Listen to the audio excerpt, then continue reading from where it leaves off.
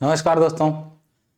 Unit 4 जो communication skill का हम लोग पढ़ रहे थे उसमें आज आगे के टॉपिक को कवर करेंगे। अब आगे के टॉपिक कौन कौन से हैं दोबारा मैं नहीं बताऊंगा, बहुत ज्यादा झटके से देख लेते हैं सिलेबस को क्या क्या है। देख लीजिए जरा, पिछली क्लास में आप लोगों ने बहुत धीरे धीरे पढ़ा था। अभी हम लोग सिर्फ CV writing, covering letter, resume यहीं तक ही पहुंच पाए थे हम लोग, यदि आपको याद होगा तो। इतना ही हम लोगों ने पढ़ा था अभी तक, लेकिन आज ये पूरा ही खत्म हो जाएगा नीचे तक का, क्योंकि छोटे छोटे टॉपिक है, सिंपल है। इनका फॉर्मेट जल्दी आपसे पूछा भी नहीं जाता है। इतना तैयार रखिएगा अच्छे से, और कुछ चीजें जानने वाली हैं, उनका फॉर्मेट नहीं आता है, ठीक है ना। अब प्रोफेशनल राइटिंग में ये बाकी की चीजें, इसमें नोटिस सबसे पहले आता है। एक सेकंड रुकिएगा। ठीक है, ये नोटिस। अब नोटिस क्या होता है फटाक से देख लेते हैं। कह कि when preparing a notice in both Hindi and English language, जाने हिंदी इंग्लिश में दोनों में आप अगर नोटिस बना रहे हैं दोनों ही भाषा में, तो आप चीज का ध्यान रखिएगा। It is important to maintain clarity and precision in both language, यानी कि हिंदी में बना रहे हो नोटिस चाहे इंग्लिश में, दोनों भाषा में आप भाषा का वो रखिए। अनोटिस क्या होता है, तो परिभाषा इसकी यहां से शुरू होती है। अनोटिस typically follows a formal structure and includes certain key component such as title, body and date. Below is the guide to help you prepare a bilingual notice. आपको bilingual notice बनाना हो तो आपको एक चीज का ध्यान रखना है यहाँ पे कि नोटिस जो बनता है वो आप किसी एक ही में बनाना होगा। बाइलैंग्वेज मैं आपको बता रहा हूं, मैं कहना कि मैं काम करने का तरीका बता रहा हूं हिंदी और इंग्लिश दोनों में, क्योंकि अभी भी मैं आपको बता दूं उत्तर प्रदेश में सभी विभागों में लगभग काम यूपी गवर्नमेंट में हिंदी में ही हो रहा है, और आपको पढ़ाया जा रहा है इंग्लिश में, जो कि वो जल्दी ही चेंज होगा विभागों में भी। अभी भी हिंदी में ही विभाग में काम हो रहा है, लेकिन वो बहुत टिपिकल हिंदी, वो भी बड़ा मुश्किल होता है। इंग्लिश फिर भी इजी है। तो सबसे पहले नोटिस का, आप नोटिस जब बनाते हैं तो सबसे पहले टाइटल देते हैं। The title is usually notice, यानी सबसे ऊपर नोटिस लिखा रहता है। The specific subject of the notice write in the bold at the top, यानी सबसे पहले आप ऊपर लिख देंगे क्या है, आप टाइटल लिख दीजिए, फिर उसके नीचे उसका डेट लिख दीजिए। टाइटल के नीचे आप डेट लिख दीजिए। उसके बाद बॉडी ऑफ द नोटिस लिखते हैं आप, मतलब पहले टाइटल लिखा आपने कि नोटिस है, और उसके नीचे लिखा कि इसके रिगार्डिंग है, फिर डेट लिखेंगे कि हाँ इस डेट को ये नोटिस आई है। फिर आप उसमें जो मेन बात रहेगी नोटिस में, जिसको बोलते हैं body of the notice. Body का मतलब उसी से रिलेटेड मेन बात आप करेंगे। अब एक एग्जाम्पल के तौर पर मैं आपसे एक डेट ले रहा हूं। एक डेट मैंने आपसे ले लिया, आज जो है कल की डेट, आज ही की डेट में है कि एक इवेंट आपको ऑर्गेनाइज करना है, यानी कोई काम है तो ऑर्गेनाइजेशन में एक इवेंट बनाना है। तो नोटिस आप सबसे ऊपर लिखेंगे, फिर नीचे देखिए डेट है। मैंने एक नोटिस में बना के यहां दिखा रहा हूं। अब देखिए इस नोटिस में क्या लिखा गया, ऊपर लिखा गया नोटिस, नीचे लिखा है डेट। लिखा है this is to inform all students that a cultural event will be organized in the school hall on December 25, 2024। मतलब आपको 21 तारीख को एक नोटिस मिला, और नीचे नोटिस में जो मेन बॉडी है जो नोटिस का, देखिए पहला चीज तो होता है टाइटल, दूसरा डेट। तो टाइटल हो गया, यहां पे लिखा आपने नोटिस ही उसका टाइटल है, नीचे डेट लिखा आपने।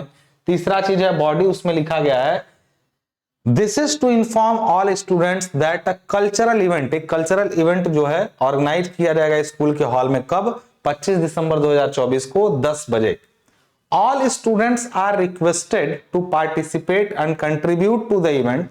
सभी छात्र छात्राओं से क्या कहता है, एक रिक्वेस्ट किया जाता है कि आप उसमें पार्टिसिपेट करें।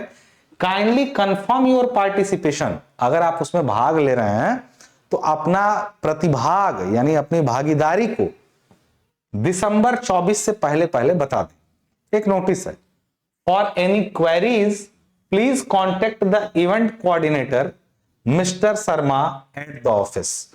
ये एक नोटिस आई जिसमें डेट लिखा था 21 तारीख को ये नोटिस आई, और उसमें लिखा है कि 25 दिसंबर को स्कूल हॉल में एक फंक्शन होना है या इवेंट होना है, कल्चरल इवेंट, सांस्कृतिक कार्यक्रम होना है, जिसके बारे में सब लोग जिसमें अपना प्रतिभाग सुनिश्चित करिए। जो लोग भी अपना प्रतिभाग देना चाह रहे हैं वो अपनी भागीदारी को 24 तारीख से पहले बता दें कि सर मैं इसमें भाग लेना चाहता हूं। और भी किसी जानकारी के लिए जो मॉनिटर है या जो कोऑर्डिनेटर हैं उस इवेंट के, जो उस प्रोग्राम का जिम्मा ले रहे हैं, उनसे आप कांटेक्ट कर सकते हैं मिस्टर शर्मा से एट द ऑफिस में। थैंक यू, और नीचे लिख दिया प्रिंसिपल। अब प्रिंसिपल एक बॉडी है, बॉडी के बारे में ये सब बताया गया, एक एग्जाम्पल बताया गया, पूरा बॉडी है। इतने के बाद में लास्ट में तीन ही चीज नहीं रहता है, टाइटल रहेगा, डेट रहेगा, उसके बाद नोटिस का मेन बॉडी जो रहेगा, और अंत में जैसा इन्होंने लिखा ना प्रिंसिपल, तो खाली प्रिंसिपल लिखने से काम नहीं होगा, प्रिंसिपल साहब का साइन और मुहर यानी सिग्नेचर डालेंगे, नाम डालेंगे। At the end of the notice includes the designation और signature of the issuing authority. ये नोटिस कौन डालेगा? प्रिंसिपल साहब डालेंगे। यानी यहां पर एक नोटिस डाला गया, ये नोटिस मैं आपको पढ़वा दे रहा हूं। देखिए, किसी ने अपना रेजिग्नेशन डाला है, वो तो मान लीजिए एक अलग नोटिस थी स्कूल के प्रोग्राम की, ये कोई रेजिग्नेशन डाल रहा है, उसका एक है यहाँ पे कि फॉर्मल रेजिग्नेशन लेटर। आप टुडे डेट डाला, कंपनी का नाम, डियर सुपरवाइजर नेम, दुनिया भर का डाला, सिंसियरली योर सिग्नेचर नेम, ये भी एक तरीके का, ये नोटिस नहीं कहेंगे, ये कह सकते हैं कि एक मतलब एक हाँ ये भी नोटिस ही है कि हाँ मैं अब काम छोड़ना चाह रहा हूं। रेजिग्नेशन लेटर भी एक तरह क्या है, नोटिस ही है। तो आप एक नोटिस पीरियड, जैसे आप रेजिग्नेशन करने के लिए जब अप्लाई करते हैं ना, तो कंपनियां तुरंत आपका रेजिग्नेशन नहीं मानती हैं, आपको एक नोटिस पीरियड का टाइम रहता है, उसके जब तक वो अपने लिए एक अच्छा बंदा ढूंढ न ले तब तक आपको एक समय मांगती है कि 1 महीने नोटिस पीरियड यहाँ का है भाई, या अगर आपने बोला कि मैं रेजिग्नेशन दे रहा हूं तो 1 महीने तक आप नहीं जा सकते हैं, ठीक है। तो वैसा रूल होता है कंपनियों का। तो ये सिग्नेचर एंड नेम आप डाल करके लास्ट में साइन मुहर हो जाएगा, और ये नोटिस जो आपकी बन के निकल जाएगी। तो नोटिस बहुत सिंपल चीज थी, बहुत इतना ही है नोटिस का, बस इतना ही फॉर्मेट ही है, यही इतना फॉर्मेट है नोटिस का, ठीक है। नीचे बस प्रिंसिपल का साइन और मुहर रहेगा बस। तो नोटिस समझ गए। फिर प्रिसाइज राइटिंग के बारे में बोला गया, ये फॉन्ट थोड़ा छोटा कर दिया क्या इन्होंने पीपीटी में। प्रिसाइज राइटिंग क्या होता है? Is the process of precise writing क्या है?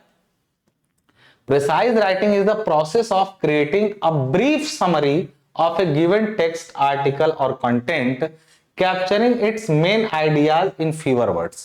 यानी कह रहा कि किसी बड़े दिए गए आर्टिकल, यानी खूब बड़ी लंबी चौड़ी कोई बात लिखी गई, या कुछ भी कहा गया, या कहीं हम किसी इवेंट में बैठे थे, हमने कुछ सुना, उनसे मेन बात को निकाल करके छोटे शब्दों में पूरा लिखना कहता है प्रिसाइज राइटिंग।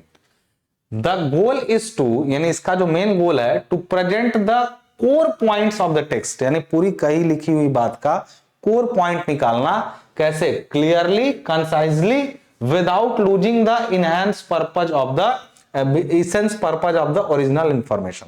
यानी इतना शॉर्ट करना भी नहीं होता है कि मेन चीज ही छूट जाए, मेन चीज को इस तरह से निकालना कि बात बहुत कम शब्दों में आप तक पहुंच जाए। जैसे आप कभी कभी देखे होंगे संसद में बजट पास होता है, तो न्यूज वाले क्या करते हैं? यही करते हैं उस समय। आप देखते होंगे संसद में जब बजट पास होता है कि इस चीज पर ये पढ़ा, इस चीज पर ये घटाया गया, ये बढ़ाया गया, तो उसका मूल मतलब न्यूज वाले अपना लेके चलाते हैं। हम वो क्या करते हैं? प्रिसाइज राइटिंग करते हैं। यानी पूरा एक पोथी पत्रा का बजट पास हुआ, तो न्यूज वाले उसमें से जो मेन बात है, जो मुख्य बात है, कुल मिला करके डेयरी उत्पादों पर ये बढ़ गया, इलेक्ट्रॉनिक गैजेट्स पे बढ़ गया, इस पर घट गया, ये सब चीजों को मेन बात कहते हैं। यानी बड़ी घटना या बड़े किताबी बात का मूल मतलब निकाल के अलग करना, विदाउट लूजिंग यानी important data, is called precise writing. मैंने पहले ही बताया था। तो आप बस इतना आपको ध्यान रखना है इसमें क्या, कि आपको क्या करना है, आपको सिलेक्शन ऑफ, इसमें प्रिसाइज राइटिंग करते समय आपको कुछ बातों का ध्यान रखना है। क्या? सिलेक्शन ऑफ मेन आइडियाज, यानी आपको ढूंढना पड़ेगा कि इसकी मेन आइडिया क्या है। उसके साथ ब्रेविटी, यानी शॉर्ट से शॉर्ट में कम करिए इसको, क्लैरिटी रहे, और चौथी चीज attention to the language even in concise form, यानी आप छोटे फॉर्म में भी यदि चीजों को लिख रहे हैं तो इतना घसेटुआ या फिर गलत भाषा मत लिखिए। जो लिख रहे हैं पूरी बात को छोटे में भी लिख रहे हैं, तब भी भाषा का ध्यान रख के लिखिए। लास्ट में लिखा है कि while writing a precise unnecessary details and examples should be omitted. यानी किसी चीज को यदि प्रिसाइज राइटिंग में करना है, तो जब कोई चीज कोई बोलता है या समझाता है तो दुनिया भर के एग्जांपल्स देता है, उन सबको ओमिटेड मतलब छोड़ दीजिए। Focusing only the essential information, यानी सिर्फ जरूरी जानकारी को रखते हुए अननेसेसरी के उदाहरण एग्जाम्पल को हटा करके छोटे शब्दों में बातों को ले आना कहलाता है प्रिसाइज राइटिंग। तो हो सकता है, जबकि मुझे उम्मीद नहीं कि ऐसा करेगा एग्जामिनर, कि आपको एक पैराग्राफ दे दे पूरा और कहेगा कि इसकी प्रिसाइज राइटिंग करिए, तो आप एक कहानी के तौर पे उसको पढ़िएगा, जैसे कौआ प्यासा था या वहां करता दुनिया, तो इसमें सीधे एक बात आप लिखिएगा कि consistency is the key of success, consistency is the key of success. कौआ प्यासा था, एक एक उसमें कंकड़ डालता गया, पानी ऊपर आ गया और उसने पानी पी लिया। इस पूरी कहानी का मतलब आपसे कहना कहा जा रहा है कि कंसिस्टेंसी यानी लगातार किसी चीज को करते रहने से एक दिन सफलता मिलती है। यही नहीं इस कहानी का सीख है, लेकिन ऐसी बड़ी कहानियों में से कई सीख भी मिल सकती है। बात समझ में आ रही है मेरी बात, मैं क्या कहना चाह रहा हूं? तो ये है प्रिसाइज राइटिंग, ठीक है।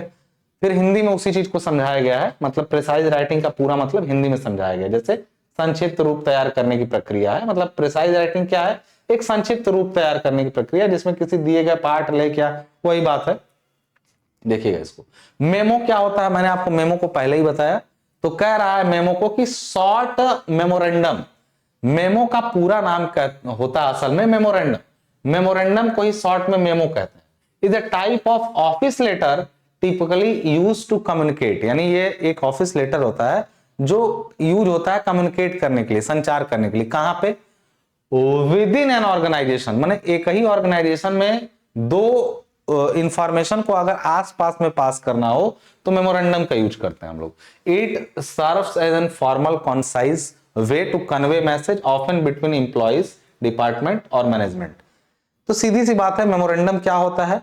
तो ये इसमें केवल सेंडर एंड रिसीवर होते हैं, डेट होती है, सब्जेक्ट होता है, मेन कंटेंट होता है, सिग्नेचर होता है, बस।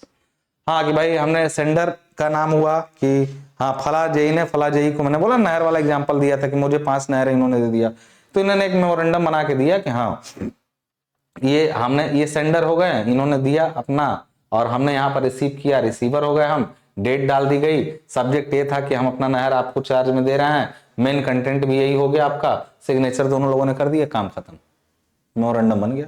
तो ये मेमोरेंडम मेमो होता है।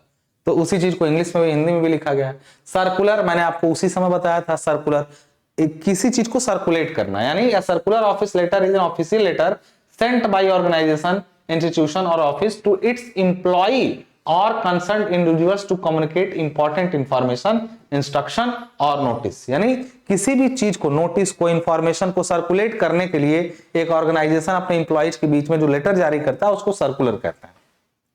यानी इसी चीज को देखिए हिंदी में भी लिखा गया है, एक प्रकार का आधिकारिक पत्र होता है जिसे किसी संगठन, सर्कुलर ऑफिशियल विभिन्न उद्देश्यों किस लिए किया जाता है? मान लीजिए कोई चीज आया कि नया नियम आया है, सबको अपनी सैलरी का 3% इजाफा मिलेगा, सर्कुलेट हो गया। सबकी सैलरी 3% काटी जाएगी, सर्कुलेट हो गया। तो एक सर्कुलेशन बनाना पड़ता है, उसके नीचे जो सर्कुलेट करने वाला अधिकारी रहेगा वो, ये पूरा एक बार खाली इसको रीडिंग लगा लीजिएगा कि देखो मूल बात मैंने बता दी है, बाकी तुम नोट्स एक बार ऐसे पढ़ लोगे तो काम हो जाएगा, बहुत सिंपल है। तो सर्कुलर का मतलब एक सर्कुलेट करने के लिए जारी किया गया लेटर जो अपने इंप्लॉइज के बीच में या ऑफिस के मैनेजमेंट के बीच में सर्कुलेट किया जाता है। किस चीज के लिए? किस चीज के लिए सर्कुलेट किया जाता है? तो किसको? इंपॉर्टेंट इंफॉर्मेशन के लिए, कोई चीज बतानी है सबको एक साथ कि सबको मिलकर ये काम करना है, इंस्ट्रक्शन के लिए, और किसी नोटिस के लिए भी। नोटिस कोई देना है तो भाई एक आदमी को नोटिस सर्कुलेट कर दो, समझ गया ना? ये सर्कुलर हो गया।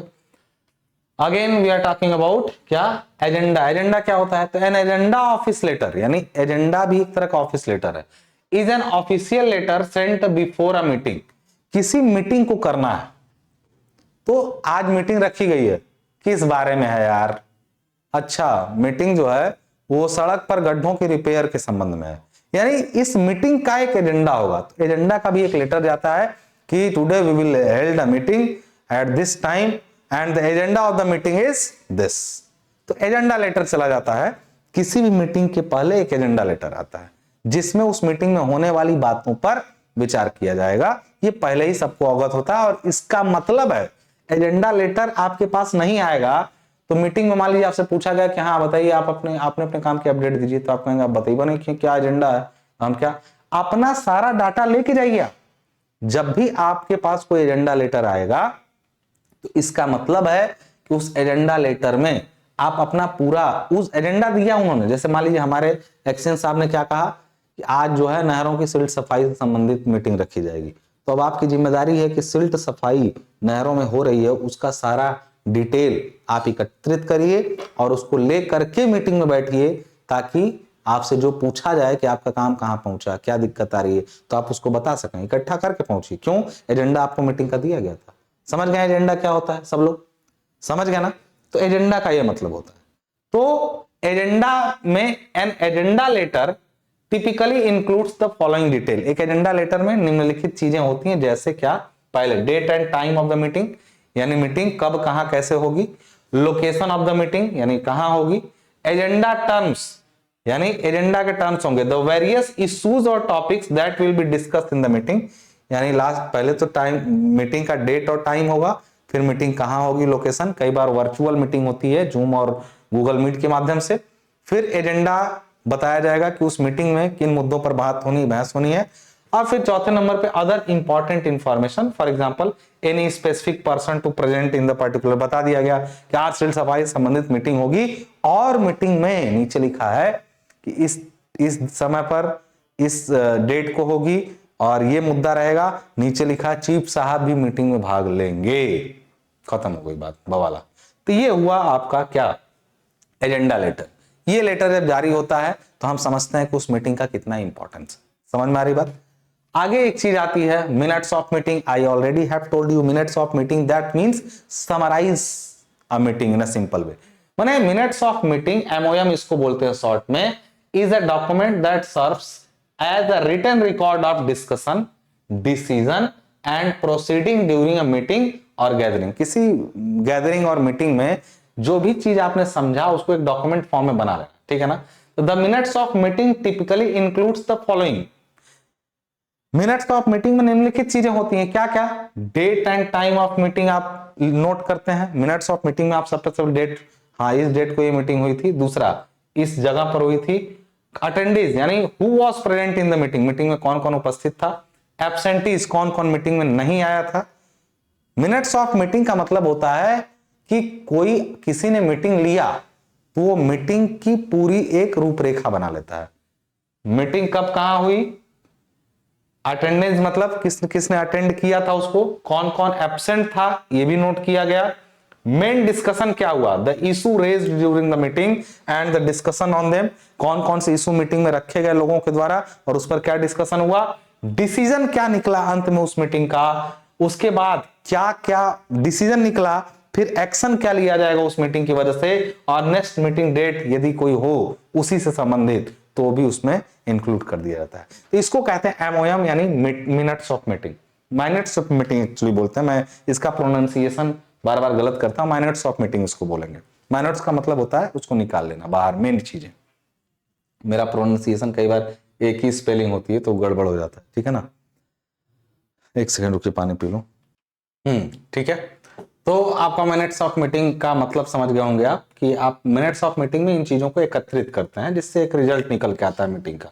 नहीं, मीटिंग का पूरा जो है एक पोथी पत्र निकलता है। उसके बाद वही चीज को हिंदी में भी बताया गया है, तो आप पढ़ लीजिएगा इसको, हिंदी वाले लोग, ठीक है ना?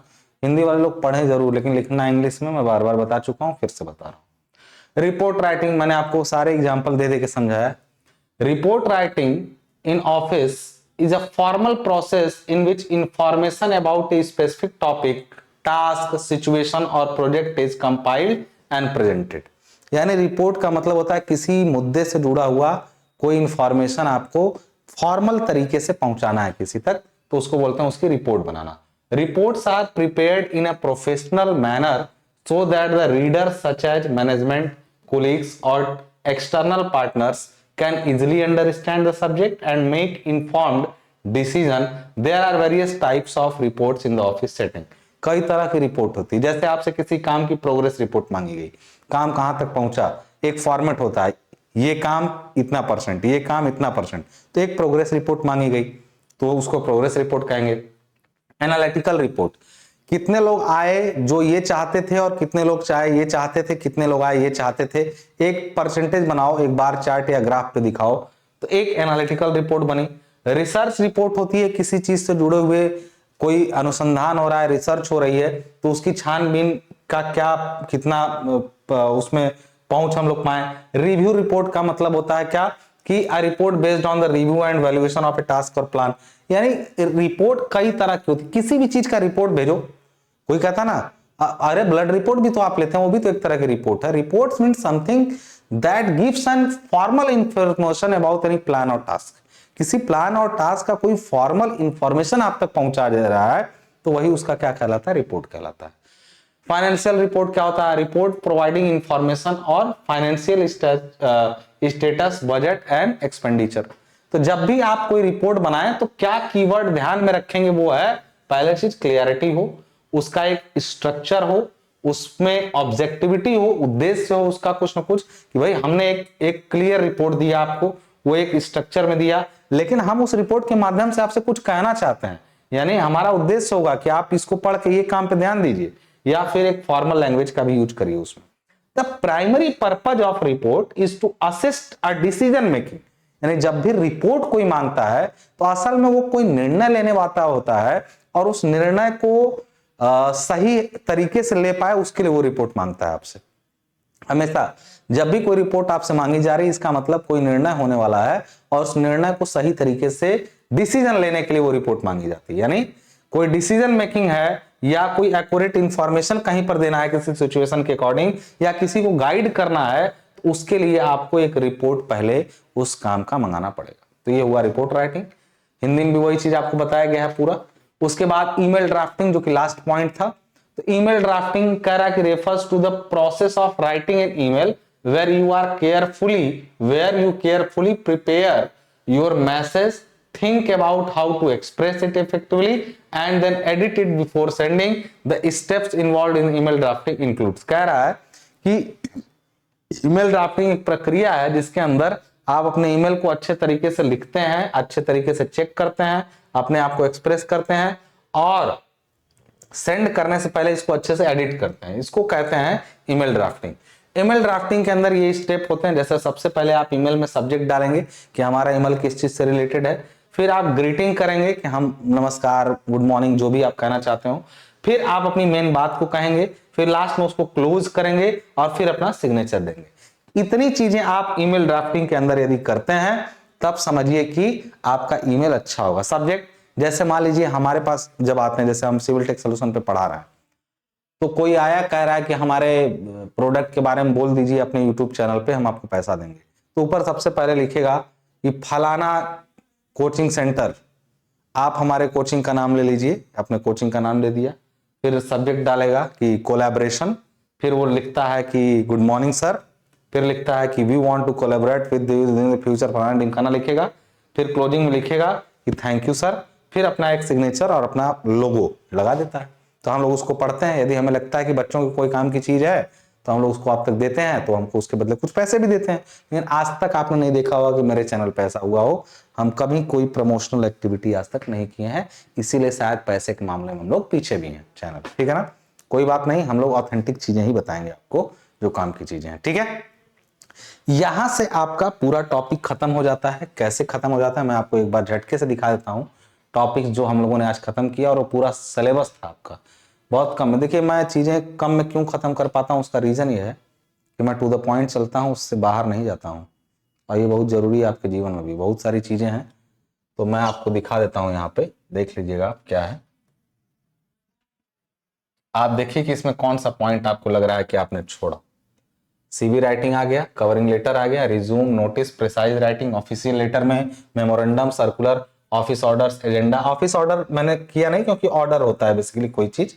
Agenda, minutes of meeting, report writing, email drafting, खत्म हो गया पूरा। प्रोफेशनल राइटिंग, 2 लेक्चर भी मेरा पूरा कंप्लीट नहीं हुआ, खत्म हो गया कंप्लीटली। कोई टॉपिक ऐसा जो इसमें से ना समझ में आओ तो कहिए। कुछ लोग कहेंगे 12-13 लेक्चर में कम्युनिकेशन स्किल खत्म कर दिए हैं। क्यों खत्म कर दिए? क्योंकि हमने एकदम सिलेबस को देख के पढ़ाया है। आप फॉलो करेंगे, आप भी समझ जाएंगे, आप भी कर लेंगे। अब आप सिर्फ प्रैक्टिस करिए और कुछ मत करिए।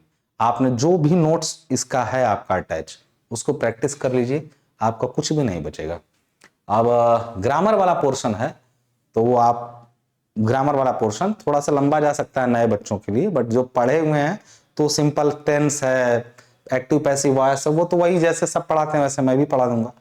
देखता हूं उसको मैं पढ़ा देता हूं, लेकिन तब तक ये अब तक जो पढ़े आपने वो हिंदी इंग्लिश से मतलब नहीं था, ये कम्युनिकेशन स्किल था।